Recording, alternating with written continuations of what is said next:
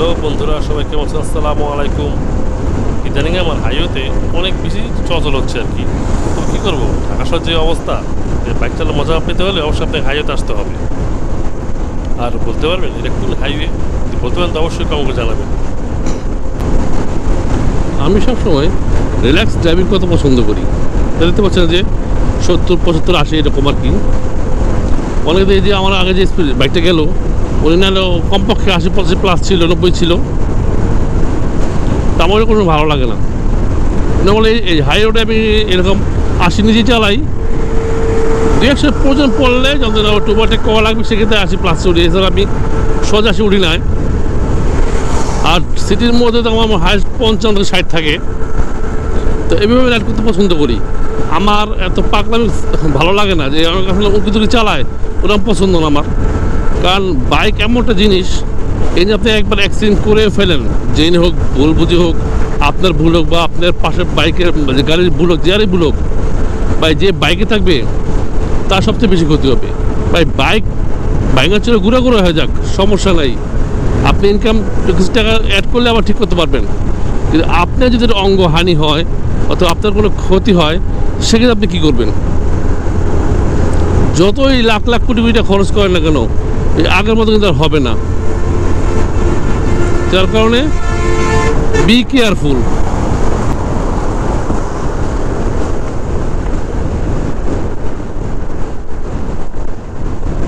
তাই বাইক যখন চালাবেন অনেক সাবধানতার সাথে চালাবেন। আর মাস্ট বি, লং ড্রাইভে গেলে, ঢাকার বাইরে গেলে, হাই রোডে চালাতে গেলে সবসময় শু আর একটা আপনার মাথায় হেলমেট, এই দুটো জিনিস একটু ভালো পরবেন। কারণ সবচেয়ে বেশি এই দুটোতে আঘাত পাওয়া যায় বেশি।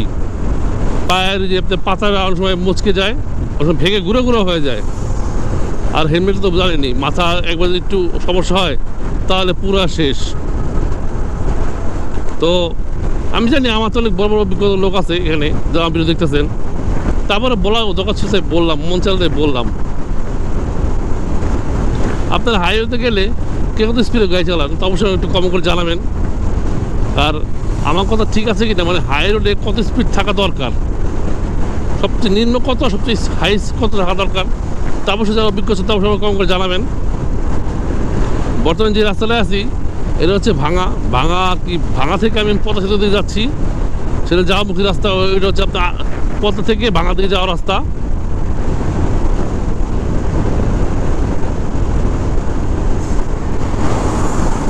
এমনিতে আছে প্রচুর বাতাস, তারপরে বড় বড় বাসগুলো যাচ্ছে, মানে বাইক আমার কাঁপে এমন অবস্থা। স্পিড কিন্তু এখন 73, বললাম না আমি 80 উপর সহজে উঠাই না, ওজন ছাড়া। তো বাসগুলো যখন যায় তখন কাঁপে ওঠে। আজকে আমার যাতে ফেজার নাই, এটা অ্যাবজেট, এই জন্য একটু কাঁপতে, যে বাসগুলো গেলে একটু হালকা কেঁপে ওঠে। এমনি জন্য আমার বাদশা আছে, তাহলে আজকে বাসগুলো যে স্পিডে যায় ওরা তো 100 প্লাস যায়, ওদের কথা বলে লাভ নাই।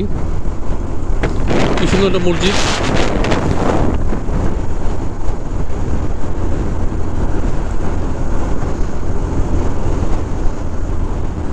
চলুন এবার এই বাইকটা একটু টপ স্পিড চেক করি, আর সাথে সাথে আপনাদের একটা গল্প শোনাই। একদিন সন্ধ্যায় আমি ঠিক এরকম একটা হাইওয়েতে বাইক চালাচ্ছিলাম। চারপাশে ছিল নর্মাল আলো আর বাতাসে ছিল অন্য কোনো গন্ধ। ঠিক তখন এক বৃদ্ধ লোক রাস্তার পাশে আমাকে হাত বাড়িয়ে বললো, মানে থামা সিগন্যাল দিল আর কি। তো আমি থামলাম, থেমে বললাম, কী হয়েছে কাকু, কোনো সমস্যা? তখন তিনি হেসে বললেন, আমি একটু তোমার সাথে বাইকে চড়তে চাই। তা আমি শুনে একটু অন্যরকম অবাক হলাম। তাই আমি ভাবলাম যেহেতু সামনে যাবো, তাকে নিয়ে তো দোষ নেই, যেহেতু বৃদ্ধ মানুষ প্লাস 60 বছর বয়স প্লাস। তো সন্ধ্যা প্রায় হয়ে যাচ্ছে, অনেকক্ষণ তাকে নিয়ে চলে গেলাম। পরজন সামনে প্রায় শেষ পথ দিকে আসছি, তো হঠাৎ দেখি পিছনে কেউ নেই। তখন আমি বাইকটা এক সাইডে দাঁড়া করালাম। দাঁড়ার পর আমার শরীরটা পুরো ঘাড়ে ভিজে গেল। কিরে ভাই, একটুও না উঠলো, এখন নাই, জিনিসটা কেমন না? তাই আপনাদের বলছি, যদি আপনারা সন্ধ্যার সময় এইসব হাইওয়েতে একা যান, আসলে বাড়িঘর নেই, যদি কেউ হাতে সাথে থামেন তো অবশ্যই সাবধানে থামবেন, দেখে শুনে বুঝে থামবেন। ভাই ট্রাই করলাম, দিয়ে কত ধরে আপনাদের 102 ওঠে, বেশি ওঠে না। এটা ট্রাই করলাম কত ওঠে? আমার কত ওঠে? আমার ওঠে 118 হাইস্ট।